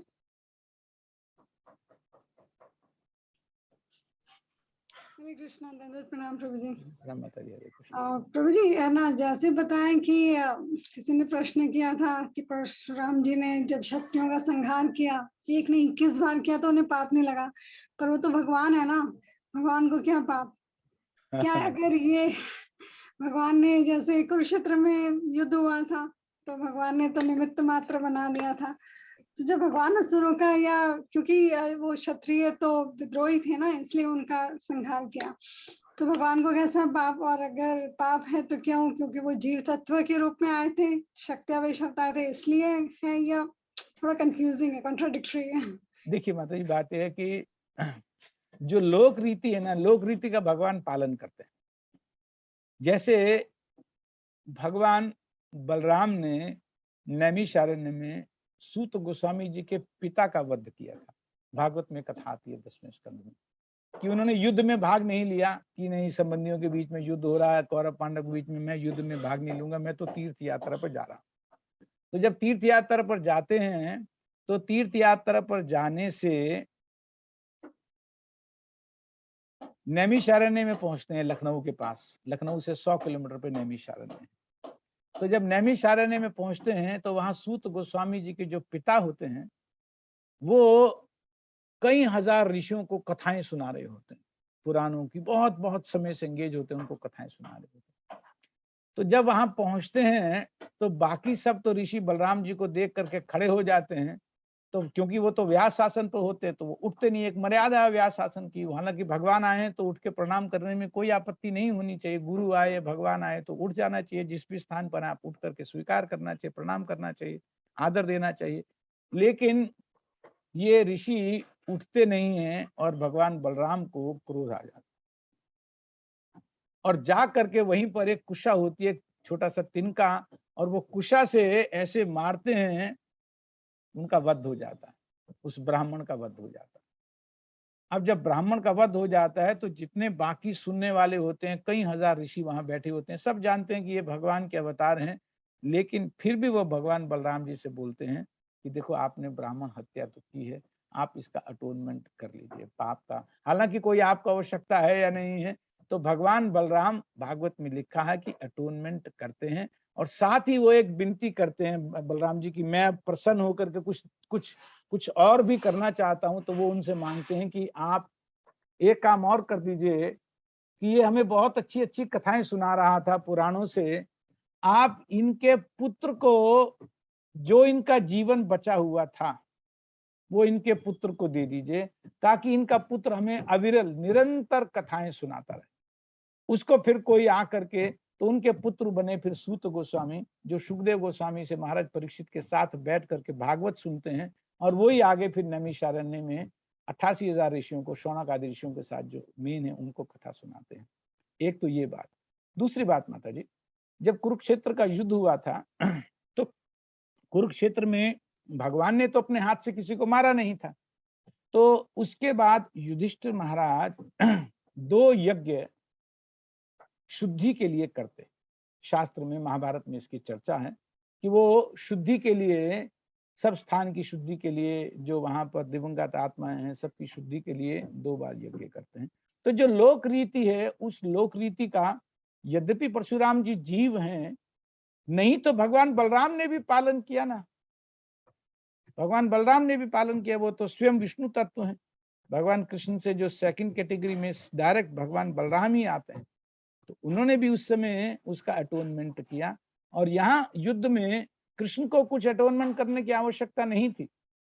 भगवान कृष्ण ने अटोनमेंट किया जब उन्होंने एक असुर को मार दिया था, जो बैल बन करके आया था वृंदावन। तो तब गोपियों ने कहा, अरे भैया गाय को मार दिया, बैल को मार दिया, गाय और बैल तो एक ही बात है। तो गो हत्या लग गई, गो हत्या लग गई, गो हत्या लग गई, अब हम तुम्हारे साथ। ये बहुत सुंदर लीला है। उसके बाद ही फिर राधा कुंड और श्याम कुंड का आविर्भाव हुआ, उस लीला के बाद ही, कि जब भगवान कृष्ण ने उस बैल बन करके आए असुर को मारा, तो सभी गोपी ने कहा तुमने तो गो हत्या किया। उन्होंने कहा कहाँ गो हत्या किया, वो तो राक्षस था, वो कहाँ बैल था, वो तो राक्षस था। जो भी था तो शरीर उसका गौ, उसका बैल का ना, तो हत्या तो गो हत्या हुई। तो भगवान से भी गोपियों ने अटोनमेंट कराया, इसका शास्त्र भागवत प्रमाण। तो ऐसा कोई अंतर नहीं है, जो लोक रीति है भगवान उसका पालन करते हैं सबके लिए बराबर। ये नहीं कि भगवान आकर के कुछ भी करेंगे, मैं नहीं, लोक रीति में आते हैं तो भगवान सब पालन करते हैं। अगर जो समाज में गो हत्या ब्राह्मण हत्या अगर कोई होती है तो उसका नहीं हो, समाज इसका पालन करे। बल्कि भगवान का तो एक एक प्रणाम मंत्र है, नमो ब्रह्मण्य देवाय गो ब्राह्मण हिताय च कृष्णाय गोविंदाय नमो नमः, ऐसे करके जगद्दिताय कृष्णाय। हाँ, जगत हिताय कृष्णाय गोविंदाय नमः। तो ब्राह्मण और गो के हित के लिए भगवान को गोविंद कहा जाता है। तो ऐसा कैसे होगा कि जो गोविंद है ब्राह्मणों को और गो का हित, और वो ब्राह्मणों का वध कर दे, स्वीकार कर देगा? कभी भी नहीं करेंगे। अगर होता है कहीं पर भी प्रमाण मिलता है तो वहां अटोनमेंट का प्रोविजन है, वो किया जाता है। ठीक है, थैंक यू। ठीक है, ठीक है। समय हो गया। मैं बहुत छोटे से रूप में वो कथा कह देता हूँ, जो अंतिम कथा मैं सोचता था अभी कह दूं, बहुत ब्रीफ में उसको कह देता हूँ। तो प्रभु जी आप बहुत अच्छा समझाते हैं, बहुत अच्छा बोलते हैं, थैंक यू सो मच। अच्छा, ठीक है, धन्यवाद, कृपा आपकी। तो चैतन्य महाप्रभु के गुरु हुए ईश्वरपुरी, और ईश्वरपुरी के जो गुरु थे उनका नाम था माधवेंद्र पुरी। ऐसे सुंदर उनका हृदय था, ऐसा उनका पवित्र हृदय था कि ऋषि होते हुए भी, वैष्णव होते हुए भी कभी भी किसी से कुछ मांगते नहीं।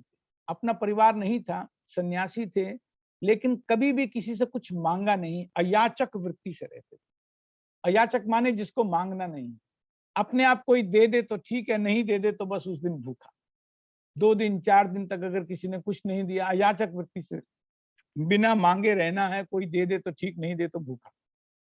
तो वो एक बार वृंदावन में थे, तो भगवान ने देखा कि ये ब्रज में आए हैं, अयाचक वृत्ति से साधु हैं, वैष्णव हैं, रहते हैं, अपने आप से मांगे नहीं कुछ। तो उस दिन किसी ने कुछ दिया नहीं। मांगते हैं तो ब्रज में तो मधुकरी मिलती है, सबको मिलती है, लेकिन वो मांगेंगे नहीं तो कैसे मिलेगी? तो भगवान आकर के उन्हें दूध दे करके गए, ऐसे छोटे से बालक के रूप में आए। मैं सब वो कथाएं नहीं जाता हूँ, उसमें बहुत रस है, तो मैं अभी टाइम क्रॉस कर जाऊंगा, उस रस में जाऊंगा। तो मैं कुछ महत्वपूर्ण बात आज के दिन से संबंधित करना चाहता हूँ।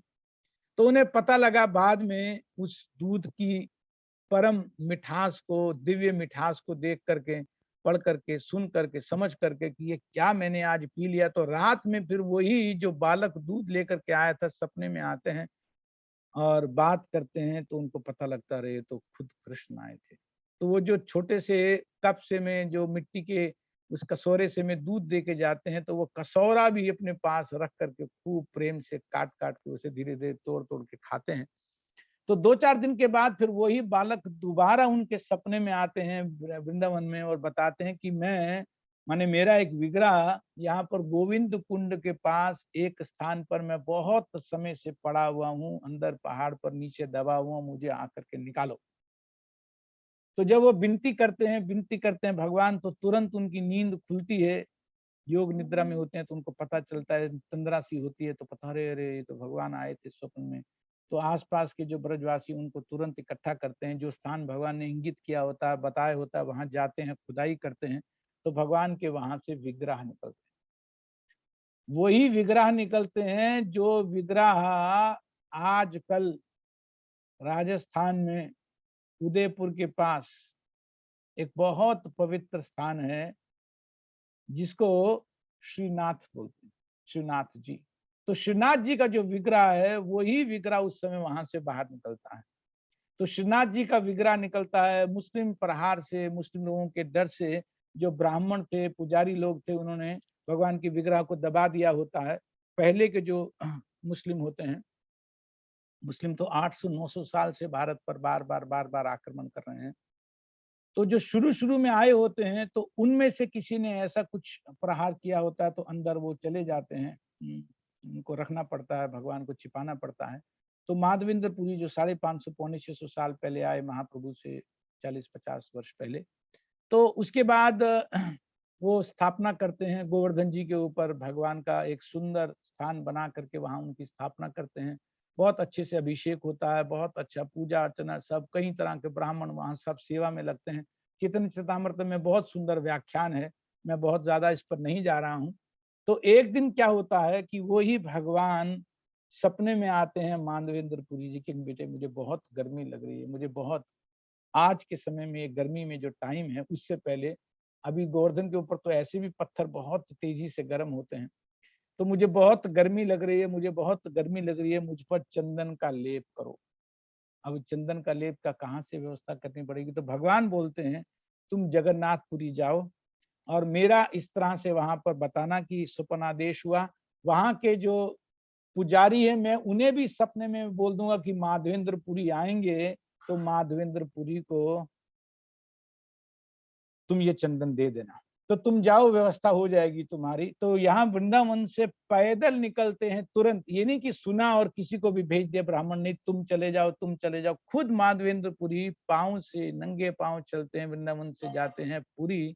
रास्ते में और बहुत बहुत कथाएं हैं, शिवचोर गोपीनाथ वगैरह वगैरह कई कथाएं हैं, मैं कहीं नहीं जा रहा हूँ, मैं सीधा उस स्थान पर जा रहा हूँ कि वो वहां पहुंचते हैं, पूरा बताते हैं।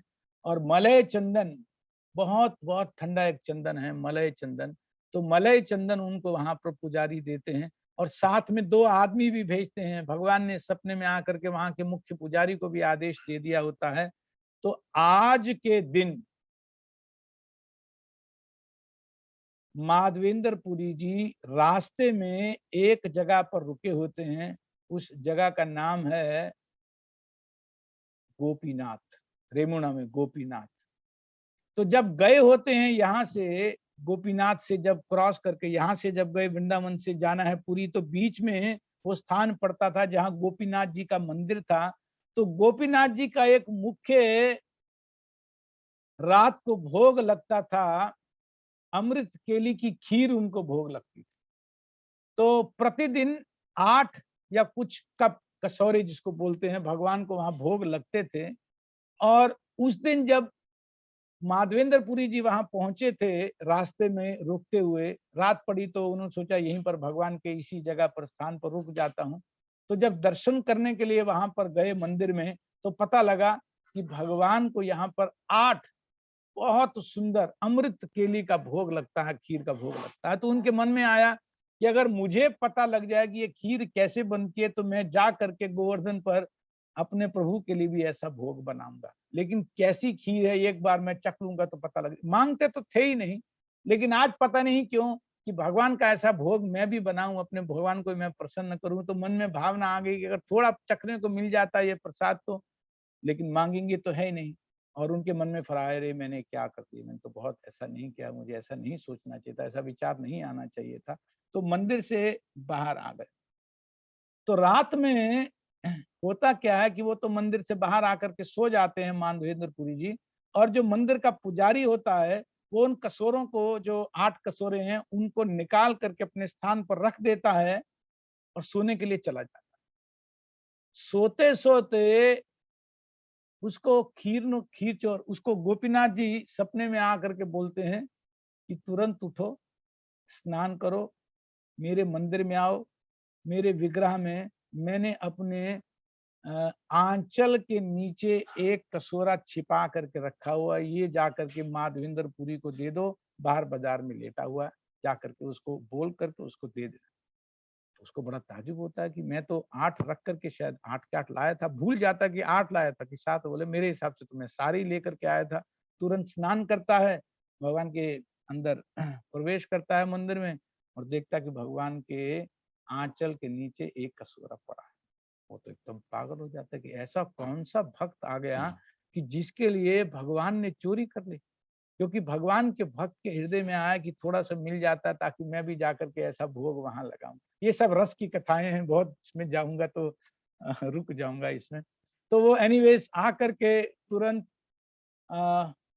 रोने लगता है पहले तो कि ऐसा भी कोई भक्त भगवान का आज मुझे दर्शन करने को मिलेगा। तो आता है फिर बाजार में, जहाँ मेन मार्केट में, मंदिर से बाहर निकल करके माधवेंद्र माधवेंद्र आवाज देता है, अरे तुम कौन हो भैया, तुम तो बहुत ऊंचे भक्त हो, देखो भगवान ने तुम्हारे लिए चोरी किया, भगवान ने तुम्हारे लिए चोरी किया। तो माधवेंद्रपुरी सुन लेते हैं कि मेरा नाम लेते लेते कोई आ रहा है, तो उठ के बैठ जाते हैं। अब जो उनको पता लगता है कि क्या हुआ, सारी लीला जब वो सुनाते हैं, तो वो तो बहुत रोते हैं, माधवेंद्रपुरी बहुत रोते हैं कि मैंने ऐसे क्यों मांगा, भगवान से ऐसा नहीं मांगना चाहिए था, भगवान ने मेरे लिए चोरी की। तो उस दिन के बाद गोपीनाथ का नाम पड़ जाता है क्षीर चोर गोपीनाथ। तो और मैं नहीं जा रहा हूँ, मुझे कुछ कहना है इसलिए मैंने ये कथा आपको सुना दी। तो उसके बाद जब वहां से पुरी पहुंचते हैं और वहां से जब बहुत सारा लिखा है शास्त्र में कि 40 किलो चंदन वहां से लेते हैं, तो वहां के राजा जो हैं, पुरी के राजा, वो अपने 2 आदमी, विशिष्ट आदमी इनके साथ में देते हैं ताकि आपको बहुत बोझ ना उठाना पड़े। ये 2 आदमी है, पहले कोई उठाएगा, फिर कोई उठाएगा, फिर कोई उठाएगा, इनमें से आपस में बदलते रहेंगे, आप धीरे धीरे वृंदावन पहुंच जाओगे। तो आप ये 40 किलो चंदन लेकर के जाओ और वहां विग्रह के आप उसको शीतलता प्रदान। लेकिन वापस जब पुरी से वो रेमुना पहुंचते हैं, बहुत दूर नहीं है, 150-200 किलोमीटर होगा, तो जब वापस पहुंचते हैं तो कहाँ 1800 किलोमीटर दूर आना होता है।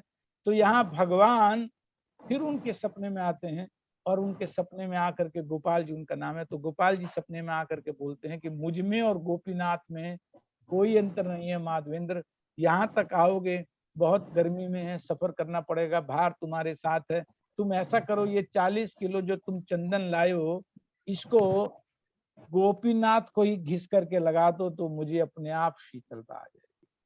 तो आज के दिन से 21 दिन तक लगातार वहां पर खूब चंदन घिस घिस कर लगाया गया गोपीनाथ जी का।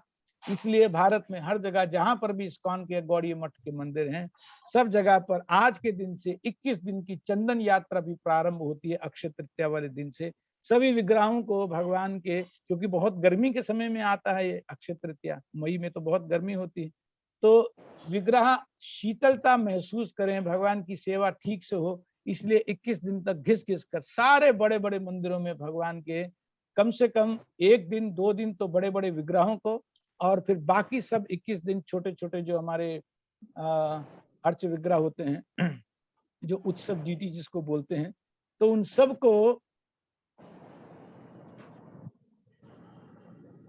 सबको चंदन लगाया जाता है। तो बहुत आज का पवित्र दिन है और आप सबका बहुत बहुत धन्यवाद कि आपने मुझे मौका दिया आज के दिन का गुणगान करने के लिए। बहुत बहुत धन्यवाद है। डॉक्टर शिखा। हरे कृष्णा प्रभु जी, दंडवत प्रणाम। धन्यवाद प्रणाम। प्रभु जी, पहले तो आज के पावन अवसर पर आपके श्रीमुख से इतनी सुंदर सुंदर कथाएं सुनी, तो इसके लिए आपका बहुत बहुत शुक्रिया। आज बहुत मन में इच्छा थी सवेरे से कुछ कथाएं, मैंने अपने एक सीनियर डिवोटी से पूछा भी था कि कोई लिंक भेजिएगा जिसमें थोड़ी कथाएं सुन सके, तो ये तो भगवान ने इच्छा पूरी कर दी आज।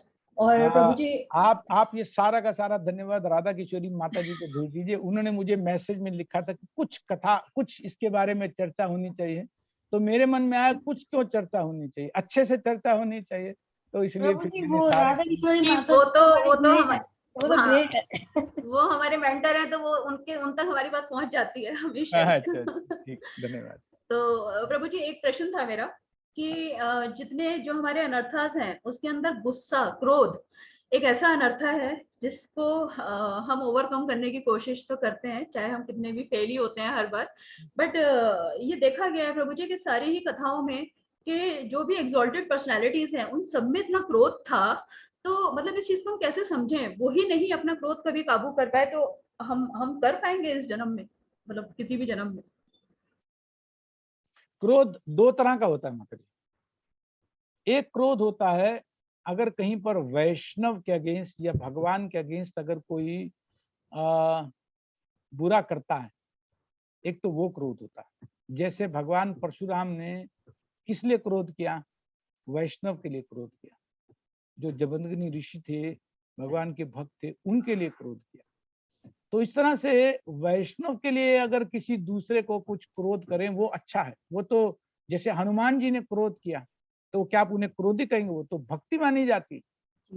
भगवान ने क्रोध में, हनुमान जी ने क्रोध में आकर के लंका जलाई, तो उस क्रोध को तो पूजा जाता है, उनका नाम जिस तरह से लिया जाता है तो गुण है तो उनका, हनुमान जी का गुण गाया जाता है कि जाकर के उन्होंने लंका का दहन किया। ऐसा माना जाता है कि जैसे बहुत बड़ा काम किया। तो क्रोध में नहीं है वो काम, वो भक्ति होता है। अगर भगवान या वैष्णव के प्रति अगर किसी का अपराध बन रहा है, आप उसको सुधारने के लिए क्रोध करो तो उसका भी भला होगा और क्रोध तो है ही नहीं, वो तो वास्तव में भक्ति है। तो अगर हम उसी भावना से अगर कभी क्रोध करें तो वो भक्ति है माता जी, वो फिर क्रोध नहीं है। लेकिन अगर मुझे किसी ने कुछ कहा तब मुझे क्रोध आ गया और मैं बदला लेने लगा, ईर्ष्या की भावना आ गई, वो आ गया, ये हो गया, वो हो गया, वो फिर बॉडीली आइडेंटिफिकेशन, वो फिर रुकना चाहिए, वो तो रुकना चाहिए। उसको तो कंट्रोल करना, क्योंकि रूप गोस्वामी पाद कहते हैं कि जो 6 चीजें हमें भक्ति से नीचे गिराती हैं उसमें क्रोध भी, उसको रोकना चाहिए। ठीक है, ठीक है प्रभु जी, थैंक यू। रश्मि माता जी। हरे कृष्णा प्रभु जी। पहले तो प्रभु जी आपका धन्यवाद बहुत बहुत, इतनी इतनी सुंदर कथाएं सुनाने के लिए। आप प्रभु जी ऐसे कथा सुनाते हो जैसे हमको उस लीला में ले जाते हो, मतलब ऐसा लगता है कि हम उसको साक्षात देख रहे हैं, ऐसे आप सुनाते हो प्रभु जी।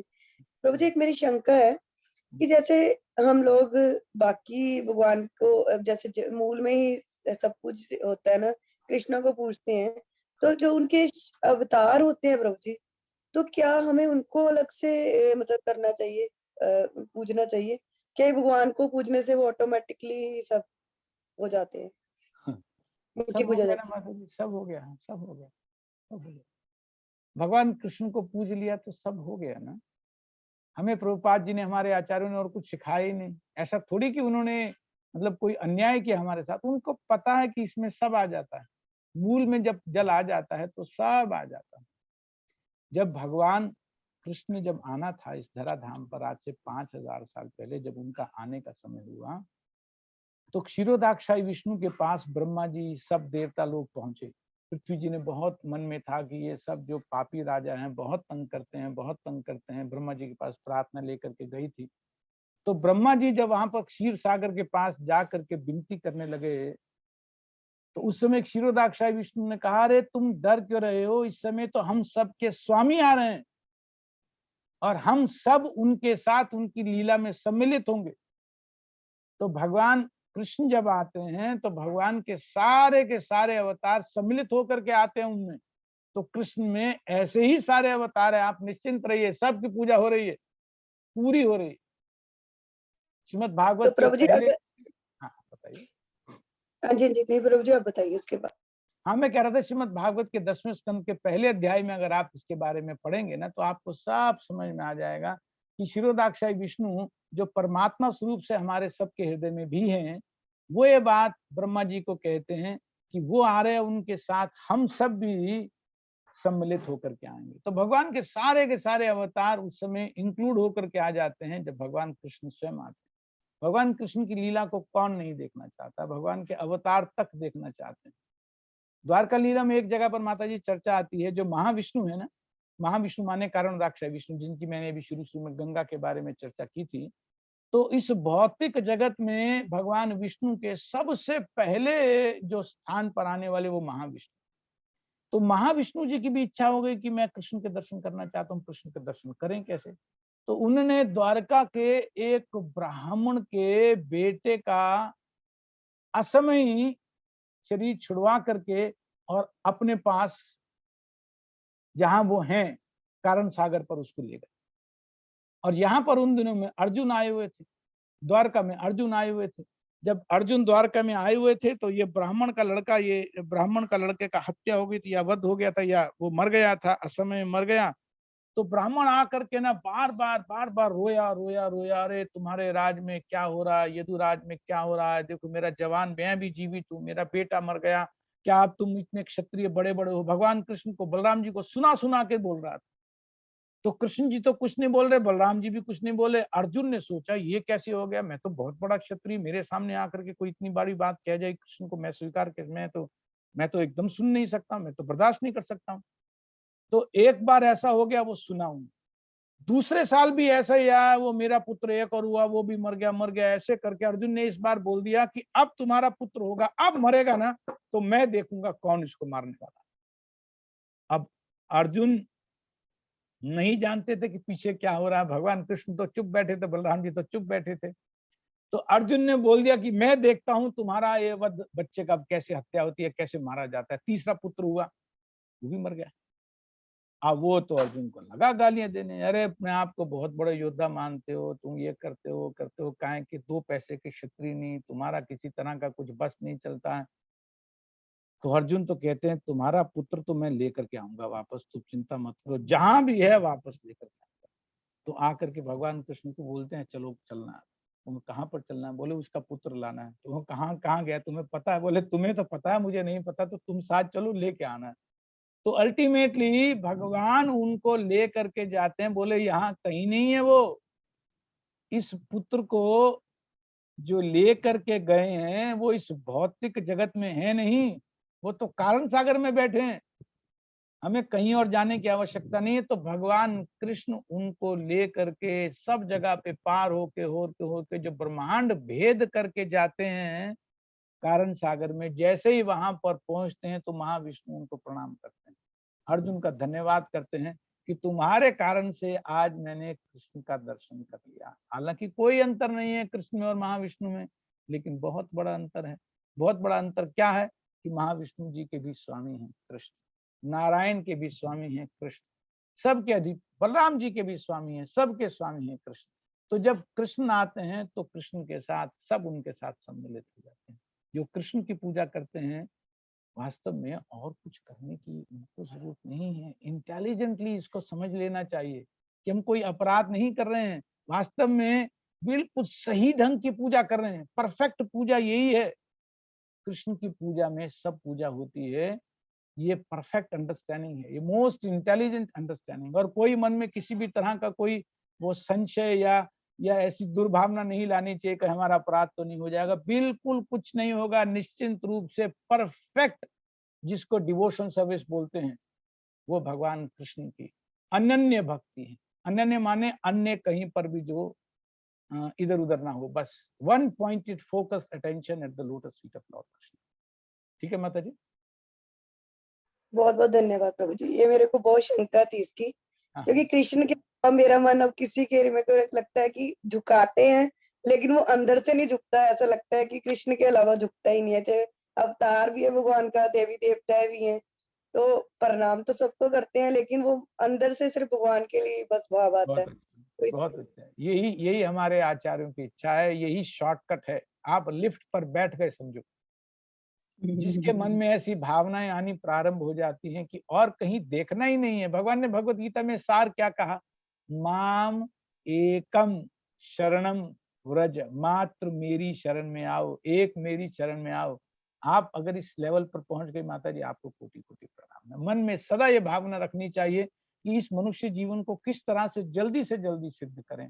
उसके लिए बहुत जरूरी है कि फोकस अटेंशन भगवान कृष्ण के चरणों में बनी रहे। ठीक है, बहुत अच्छा, बहुत बहुत धन्यवाद। और किसी का कोई संशय, कोई प्रश्न, कोई डाउट? प्रभु जी हरे कृष्णा, दंडवत प्रणाम। 2 बार मैंने रेज हैंड किया था लेकिन डिस्टर्ब होगा, इसलिए वापस लो हैंड। नहीं, डिस्टर्बेंस नहीं, कोई डिस्टर्बेंस नहीं। आप कृपा पूछिए, कोई डिस्टर्बेंस नहीं है। प्रभु जी आप जो वो चंदन यात्रा की बात बता रहे थे कि जगन्नाथपुरी से, उसके पहले आपने बोला कि कुछ रस की कथाएं हैं, अगर उसमें चला गया तो बहुत लेट हो जाएगा। तो एक रस की कथा तो उस समय से मन अटक रहा है कि एक रस की कथा तो बता दीजिए, छोटी सी। जहाँ पर भक्त आते हैं ना, और जहाँ भगवान आते हैं और भगवान के शुद्ध भक्त आते हैं, उनकी लीलाओं से भागवतम बिल्कुल पटी हुई है, भरी पड़ी। और हमारे आचार्यों ने इसका बहुत सुख लिया है। एक एक श्लोक में, एक एक श्लोक पर हमारे आचार्यों ने इतनी इतनी टीकाएं लिखी हैं, सब रस से भरी हुई, सब रस से भरी हुई। मैं क्यों कह रहा था? क्योंकि आज के दिन का जो ग्लोरिफिकेशन है वो चंदन यात्रा का है। तो मैं चंदन यात्रा तक पहुंच ही नहीं पाता, इसलिए मैंने कहा कि उधर नहीं फंसते हैं। इसलिए मैं माता जी फिर आपको अच्छे से किसी दिन रस वाली कथाएं सुनाऊंगा, आप चिंता मत करो। मैं सुनाऊंगा अभी नेक्स्ट क्लास जब हमारी होगी 1 मंथ के बाद, तो हम सुनना चाहेंगे। ठीक है, कुछ ना कुछ भगवान उस दिन ऐसी कुछ प्रेरणा देंगे, कुछ ना कुछ अपने आप हो जाए। Thank you Prabhu ji, thank you, धन्यवाद। प्रभु जी आपकी सब कथाएं सुन के आज ऐसा लग रहा है कि इतने भाग्यवान हैं हम लोग जो इस पवित्र भूमि पे जन्म लिया है। सच में बहुत बहुत अच्छा लगा आपकी कथाएं सुन के। कहीं से और भी कुछ प्रश्न की आवाज आ रही है? प्रभु जी ये प्रश्न तो नहीं, हरे कृष्णा प्रभु जी, दंडवत प्रभु जी, ये प्रश्न तो नहीं है। प्रभु जी ये प्रश्न तो नहीं है, जस्ट एक ऑब्जर्वेशन है। आपने टेंजेंट की बात कही थी थोड़ी देर पहले। अच्छा, मुझे लगता है ये जो ददामी बुद्धि योगम तम, जो ये जो बुद्धि भगवान ने दिया है, ये बुद्धि कभी कभी किसी अपभ्रंश के कारण कोई टेंजेंट भी क्रिएट कर देती है जी और ये भक्ति के खिलाफ चली जाती है कभी कभी। जी जी जी प्रभु, बिल्कुल सही है, बिल्कुल सही है। अगर आप ये जानना चाह रहे हैं कि इसका हल क्या है, तो प्रभुपाद जी की धोती पकड़ लेनी चाहिए, कभी बुद्धि इधर उधर नहीं होगी। प्रभुपाद जी के चरणों को बिल्कुल कस के पकड़े रहना चाहिए। प्रभुपाद जी की पुस्तकों को, प्रभुपाद जी के ग्रंथों को, प्रभुपाद जी के लेक्चर्स को एकदम ऐसे पकड़ लेना चाहिए कस के, तो बुद्धि कभी इधर उधर अपभ्रंशित नहीं होगी। हरे कृष्ण। ठीक है, धन्यवाद। ठीक है, तो इस तरह से मैं आज की कथा को विराम देता हूँ। आप सबका बहुत बहुत धन्यवाद है। राधा किशोरी बहुत माता बहुत जी का धन्यवाद, बहुत बहुत दंडवत धन्यवाद है, प्रणाम। मुझे मौका दिया कहने का। वांछा कल्पतरुभ्यश्च कृपा सिंधुभ्यश्च पावनेभ्यो